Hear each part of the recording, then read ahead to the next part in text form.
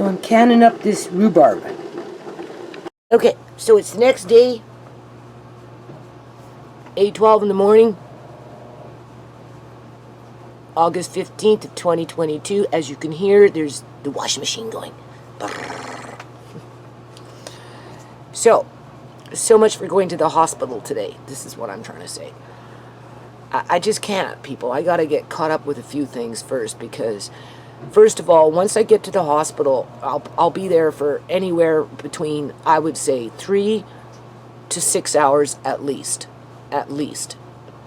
It's going to take me 45 minutes to an hour to get there via SkyTrain, because I have to take two SkyTrains, and then another hour coming back. So if we put it at 6 hours in the hospital, 2 hours in traveling time, that's 8 hours. I'm sorry, I can't just sit and, I don't want to say wallow my time away in a waiting room full of people, okay? For 8 hours, 6 hours, not including traveling time, unless I'm doing something. Like if Amari's in the hospital, like when he had his MRI, that kind of stuff, I took my paperwork with me, right? This time when he had the seizure, I brought it with me, but the lighting that they had in the room was so bad that I couldn't see nothing, first of all. And for what it was worth, I just spent, once I realized I couldn't see, I said, well, to heck with that, I'll just go to sleep or whatever, right? I didn't, the point is if I'm going to be in a hospital for any length of time, I like to, do something. So I'm not going to bring paperwork with me sitting in an emergency ward, okay? In a chair for hours, basically, because that's more than likely what's going to happen. So I figure, okay, well, this is a good time to start stitching. This is what I want to make for Amari, and I'm going to start with the foot, the moccasin parts. Like I'm going to make a moccasin type slipper that's going to work its way up the calf and the shin. So first it will be the moccasin, then it will be this part, then I'll add in this part, and then I'll add in the hip part. Okay? So, it's been a long time since I've sewed anything, first of all. Never mind leather. And leather, when needles go through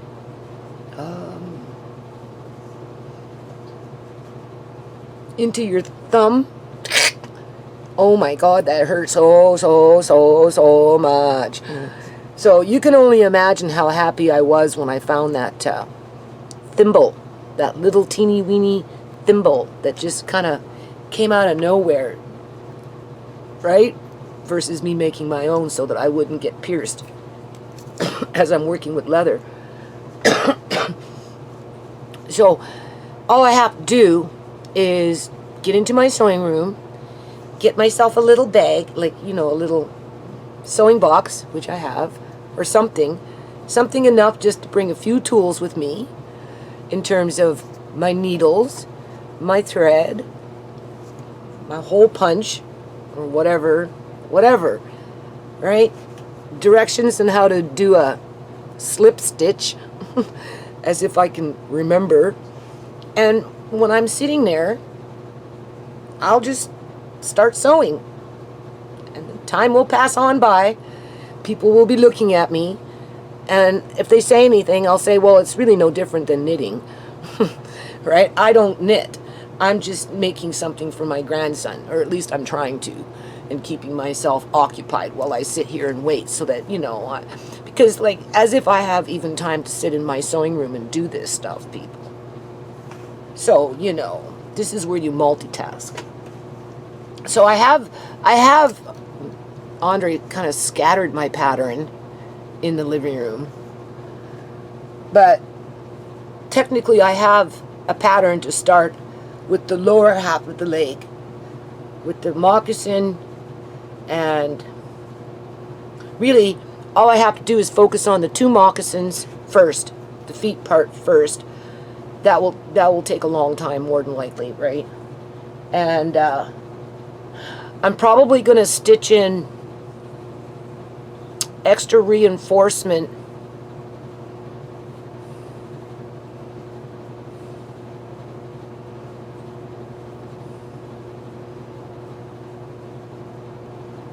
on the heel, on the bottom of the actual moccasin itself, but I'm thinking of the arch. Like, you know, if I should be, because what I want to do is I want to make the moccasin, I want it reinforced on the inside for sure, because he needs that, right? Because his foot turns, right? His foot turns. So the more that we can make the bottom, the sole, the more that we can make the sole rigid, right? The less apt his foot is going to go like this, because you need that resistance. So by doubling the leather, depending on the leather too, right? The texture and the thickness of the leather, that's building in that structure, right?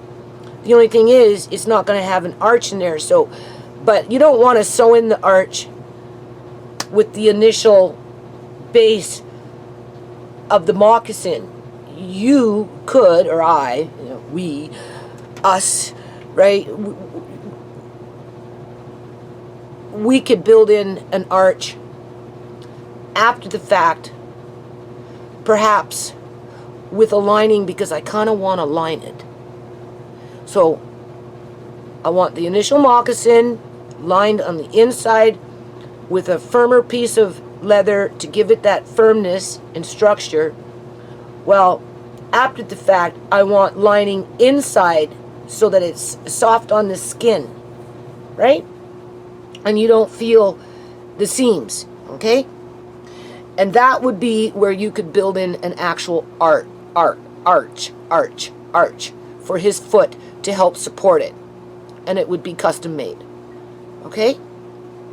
Just saying, right? And the way I would do that, people, is I'd make the initial lining, and then I would just cut a little piece of fabric to put a little bit of something in between the two, and then stitch it on to the lining on the inside of the lining, on the outside of the lining, so that when it meets the leather, it's there, and you could tack it just to hold it in place. And then over a period of time, his foot will mold whatever that lining is that you use. And in this case, I mean, I could use either a foam, because I've got that around the house, or I could use that, or I could use, you know, that padding, which I have around the house. So that's kind of what I want to do for the moccasin part. And I'm going to start with the basic vamp first. I'm learning these things, right? The vamp is the part that goes over, this is your moccasin, right? This is your sole. This is where it covers your toes and stuff. And then you have the vamp, the little flap, okay? I'm going to make that type and use the vamp as a means to, like, you know, I could run a Velcro strap from one end to the other end over the vamp. And then, I'm not sure yet. I'm not sure how I don't know if I'm going to use zippers, zip down. I don't know if I want to crisscross. Honestly, I want crisscross on one seam of whatever it is that I'm making. Okay, on terms of, we'll just talk about one leg at this point. So somewhere I'd like where you have twine crisscrossed so that you can adjust the tension in terms of loosening it or tightening it versus being constricted to one size only. And that's why I would do it, because then you can adjust it, right? Because I'm trying to extend the life of whatever it is that I'm making for a while. A couple years or a year or whatever, right? before I'd have to make another one to accommodate his growth, right? So, you know, I got to figure out where do I want that. Outside seam, inside seam. In the front, right? Maybe in the back, I don't know. And then, do I want to use zippers that, you know, you just, right? But the problem with zippers, though, is zippers can deteriorate over time and separate and just don't work anymore. So you got to be careful with zippers, right? Velcro, well, I would think after a while it becomes bulky because, you know, you're having to run it, right? And it does. It becomes bulky. And also, too, it doesn't hold the tension, I don't want to say in a straight line. If you have a zipper, right, it zips up. The tension is pretty much equal all the way up and down, except for when you bend, it's going to bend. But the tension itself is pretty uniform. Whereas if you do Velcro, Velcro, Velcro, you're going to get pockets of areas where it's going to pucker, pucker, pucker, pucker. Do you see the difference? Zipper, tension is pretty much even Steven all the way down. Velcro, Velcro, Velcro is pucker, pucker, pucker, pucker, which is an uneven tension when you're trying to mold something in terms of keeping it in place, but yet flexible enough, right? So that's why I'm leaning towards zippers, and I have zippers, and I've got different types of zippers, and if I wanted to, I could even use metal zipper. Well, I'd have to line it underneath, and I'd have to line it over top. Well, maybe not over top, but definitely underneath, where you have a flap underneath with the zipper, right? So that when, you know, it's right, it goes on the, you know, you put the leg on, there's the flap and the zip. Okay, you know how that works. I'd have to do that definitely on the inside, just to be sure that the metal wouldn't irritate anything in terms of coming into contact with skin. That's another thing. I'm thinking, well, are you making these for with clothes on or without clothes? You know, you have to factor in that too, because, you know, I'm like, okay, well, we'll just do this and make it nice and snug, and then I'm like, well, hold on a minute. You can't make it too snug because chances are he's going to be wearing pants, especially in the wintertime. He's going to be wearing something, right? So that's where you want that ease, okay? That's where those crisscross things come in, because then you can adjust it to the layer or thickness of the fabric that it's on, in terms of, like, you know, if it's wintertime and I'm putting on his leg brace, you know, chances are he's going to be wearing fleece versus a pair of shorts in the summertime. So how do you adjust the leg brace to compensate for that difference? Right. But you don't want to, you see, where the zipper comes in is you don't want to have to unthread it just to get him out. You know what I'm saying? You want to just open it up and open it up and you're done. He's out, right? And you're not messing with whatever it is that you've done there for the most part, okay? Because even if you were to loosen it and then try and pull his leg through and then put his leg back in, I think it would just be easier to lay it down, put him down, put his leg, flap it over, zip it up, and then just make your adjustments on the side. Okay? Is what I'm thinking. And then, if I needed extra support after it's all said and done, in terms of helping to straighten out his whole leg, okay? Because even if they give me these little ankle bracelets, it doesn't do anything for this, because it begins in here and all the way. And because of the way he moves his body, he just reinforces it, right?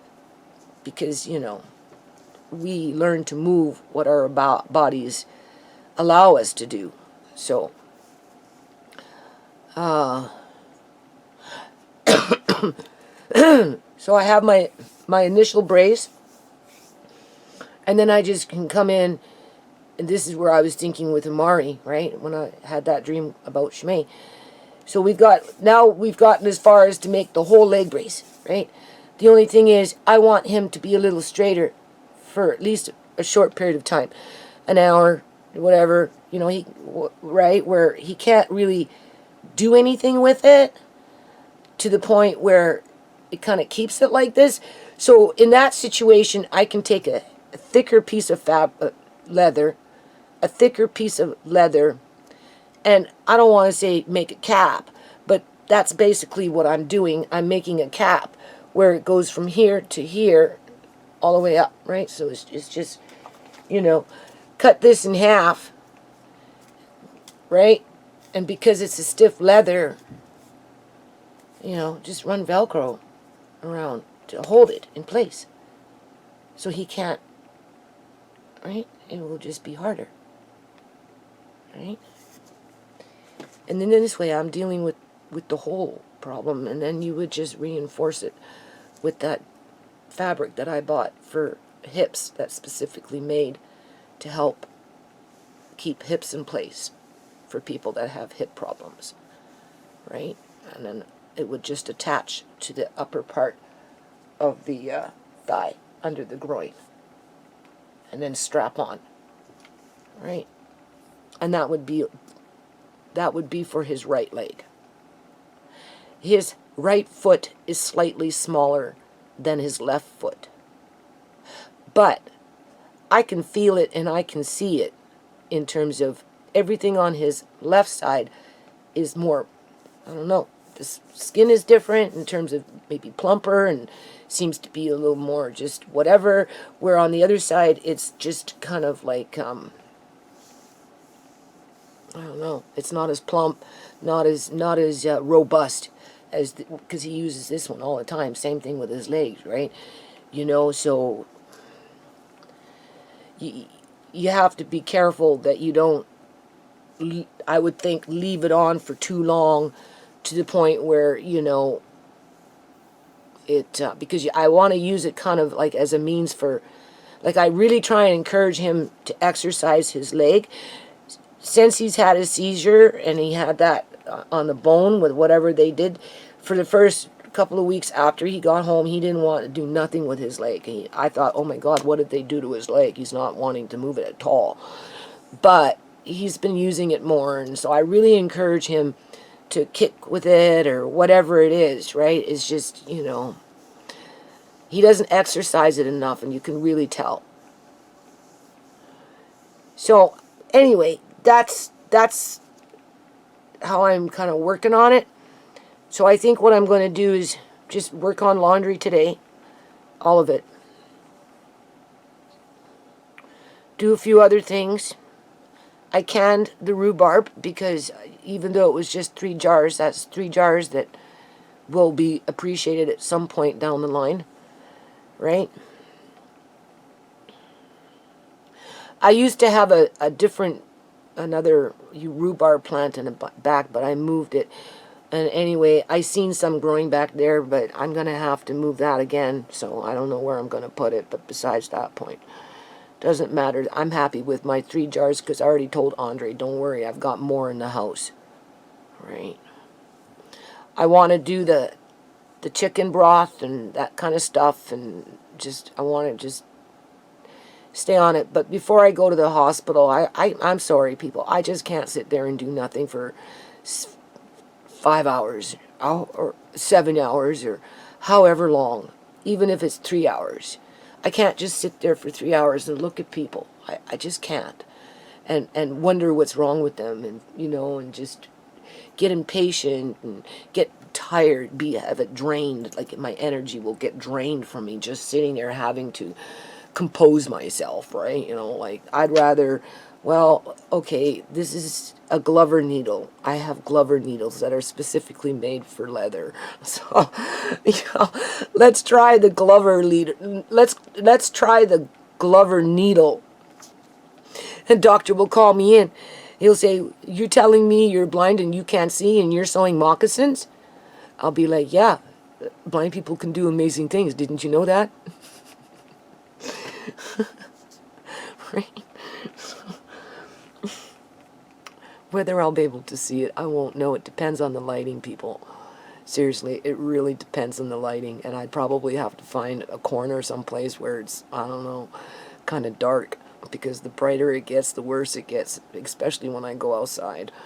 So, you know, in my mind, I'm going to try and sew them. So I figure before I go to the hospital, I'll just have the moccasin part ready to go, and I will experiment, give it my best shot, and just see what happens. But before that happens, I'm working in the house, and I got a couple of things I have to do. The weather's going to change soon, people, and once the weather changes, that's when my shit gets ruined. I go into my videos.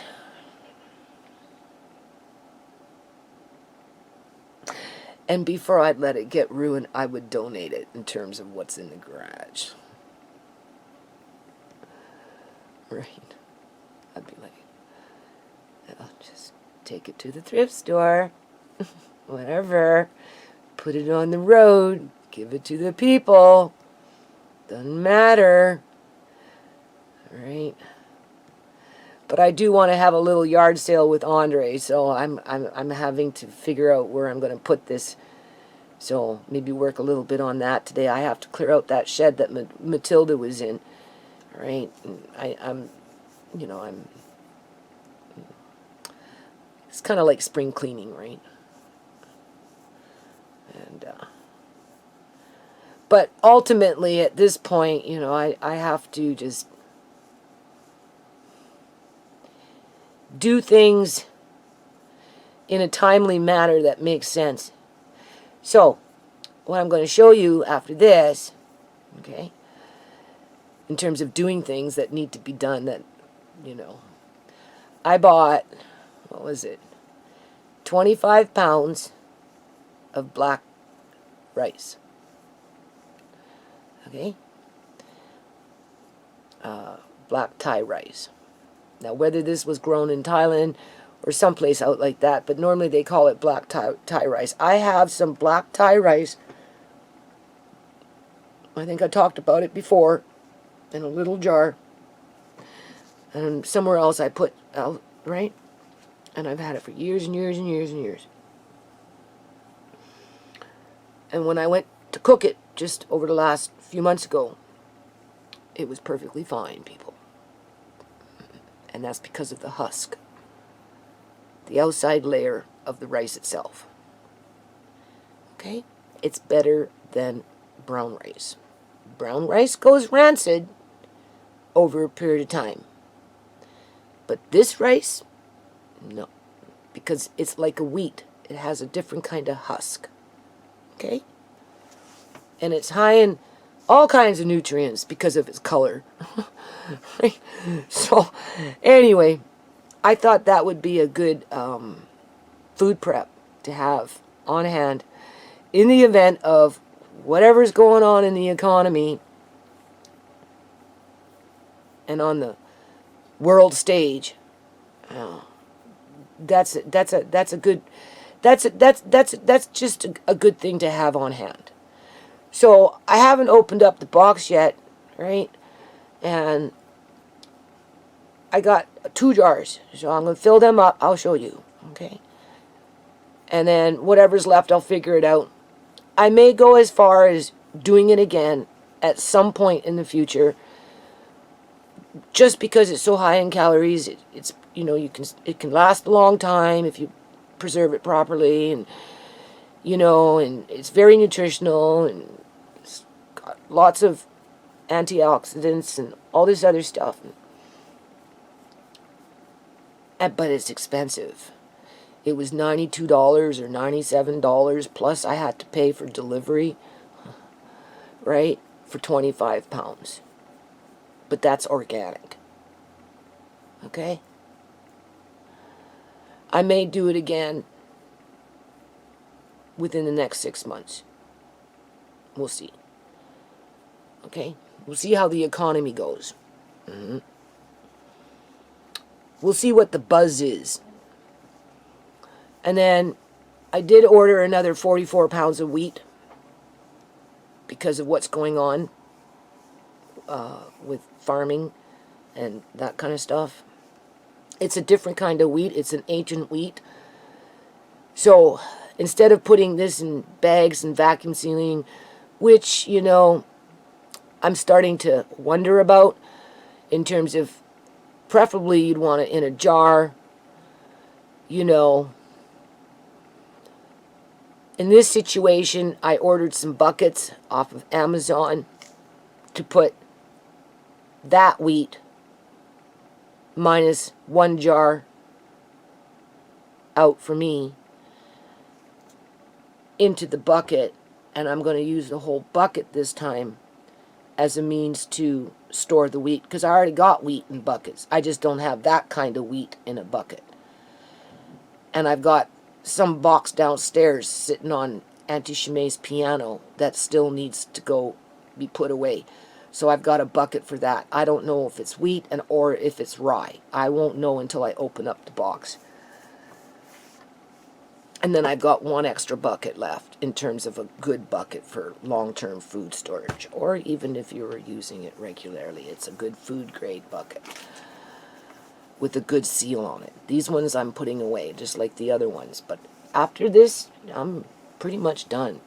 Outside of just organizing things and, you know, setting up a system where I can bring out my hand mill and start milling my own wheat to make my own whatever it is I want to make.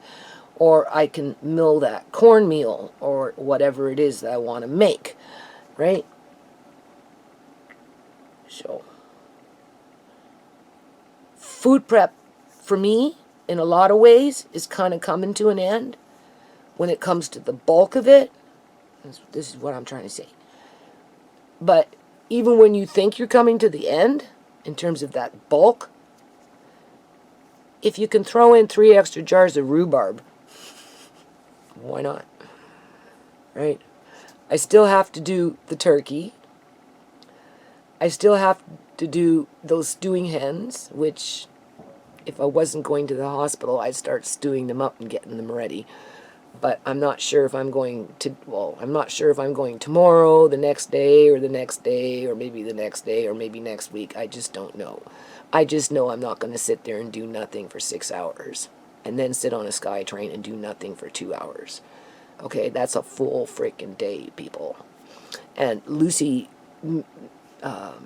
made note that I appeared to be rested in terms of after I had that dream about SHAMAY. Well, I tell you, I feel like yesterday and even right now, I kind of feel like it's the good old days where I had lots and lots of stamina, people. I mean, it's harder to move around, granted, you have to be a little slower and pay attention, but energy-wise, canning, laundry, right, you know, right? I'll be out in the porch. I'm working on clearing out the porch because I have to do porch repairs. I'm looking for my staple gun. I can't find it anywhere, people. Oh, I am so frustrated. I can't find my staple gun. I know I put my staple gun last year, whenever, off to the side thinking you'll remember because keep it close, you're going to need it. You think I can find it? No. And I need it. I'm getting to the point where I'm thinking I should go off and buy one. Because I have to do porch repairs. Or whatever it is. Fence. This fence fell down. Nobody wants to fix it. That's what I do. I fix fences around here when I have a chance. And I run screen and I put the boards in and then run the screen and then just staple the screen onto the boards, you know, after I run, right, just to hold the boards in place for the most part. And it keeps the fence up for another 5 years. I've been here 12 years. My landlords have never once ever had to fix the fence. Right? And it's still standing. Yeah. After all these, a few times I've been out there fixing the fence. My son was out there with his friends fixing the fence. And this one over here needs to be fixed a bit. So, but I need my staple gun because I like to use screen for stuff like that when they get to that point. It just extends the life of the repair, right? Okay, so I am going to show you this black rice in the next clip. Hold on. Okay, so I think I'm just going to finish this video now, and then when I get on to gathering up my stuff for the hospital in terms of that leather work, then I'll pick up on another video, or if I want to touch on something else. But in the meantime, I want to finish this video, because it's important that we keep doing this, people. Okay? Now, I haven't been this motivated in a long time in terms of, you know, canning late, because I did that. I was doing this at 1 in the morning, like the good old days. It felt like the good old days. Now, I have to take off the rims, wash the jars, but there's, okay, so let's go through this, okay? Home canning works. This is the point of the exercise. Long-term food storage works. This is the point of the exercise. Okay? Because if you notice, when did I can this one? Now, I think these ones are more recent. This was last year. Obviously, I could see last year. Because I did this in August of last year. Hold on a minute. Okay, talking fast. And it's muggy. Anyway, I could see, and if I had any cloudiness for any length of time, it would only last for 5, 10, 15 minutes maybe. Okay? Until my landlord son did what he did, and then that lasted for over 4 hours. That was the first time it ever lasted for that long. But it cleared itself, but then at some point it went into some, I don't know what kind mode, and I didn't notice it because, you know, for me it's always dark in this house. So, as soon as I started going outside, that's when I realized, oh, this is no good. So now everything's cloudy. So in terms of what I could see last year when I did this isn't anything that I can see this year when I did this. I had to do this more on feel versus on sight, where this, you know, was sight, right? You know, I could feel where what needed to be cut off on the rhubarb versus last year I could have seen it. This year I couldn't see it. I had to feel for it because of that haze, right? So in the meantime, we know I've got other jars like this, among other things, from different time periods, okay? And they work really well. I have other rhubarb canned from other years, but 2 more jars is good. This is rice, black rice. I think this particular brand came from Thailand, which is Asian country. And I've had it for years and years and years and years. And I do have more of this somewhere else. In terms of, I just left myself a little bit, filled up a jar, put away. But I might even have a bigger jar somewhere that I'm not aware of, because I bought this a long time ago. Anyway, I cooked it, and it's delicious. So, with that said, I went off and I bought 25 more pounds. Now, I still have probably another 2 or 3 more jars this size before I'm done in terms of for storage, right? I'm just going around the house trying to recycle jars right now. So this had something else in it that, I don't know what I did with it. Maybe I put it in a bag or whatever. Maybe it's plant food, who knows. Anyway, I got an extra jar here, so, you know, and then this was, I used to have oatmeal in there. I had 2 jars for oatmeal. One for quick oats, you know, like just, right? And the other one, just regular oats, because they're 2 different consistencies. So I normally have two jars like this, one with quick and one with regular. But I don't want to go off and spend another $85, because to buy 4 of these jars now is like $85 versus $66 when I bought them a year or 2 years ago. Okay, so I'm trying to avoid spending another $85 for 4 more of these jars, because I just did it for the cornmeal and that wheat. That was just a couple months ago. Right? That's why I bought the buckets this time, because that wheat that's sitting by my front door is basically all going into a bucket with some oxygen absorbers. That's what's going to happen with that. So anyway, we know why I bought that. I highly recommend investing in this if you're wanting to do any kind of long-term food prep that can stay good for a long time. This is not your standard rice. This has an outside husk on it, which helps to protect it, like a wheat. Okay. And then, just to verify and to clarify and to, to confirm that doing food storage in terms of canning your own food works. Okay? These are really, really, really good. I have a whole whack of them downstairs. Can't get to them right now, but I have a whole whack of them. And, when I open up these jars, oh man, you don't know. They are so, so, so good. So, with that said, the plum tree that's growing right now, I don't know, people. Not too many raspberries this year. Right? And well, I couldn't see them, but even Andre was saying there wasn't that many raspberries. He's been saying that the blueberries aren't ripening like the good old days. It takes a long time because they look ripe, but they're sour, and and then I went to the plum tree and I've got these green plums and they're hard, and I'm like, oh, I don't know when you're going to find time to plump them up because the season's coming near the end. But besides that point, I have a backup, right? Right? So if you can do stuff like this, I highly recommend that you do it. And then here we've got these tomatoes. Now my tomatoes, I went in the greenhouse yesterday. Look at that, 2014.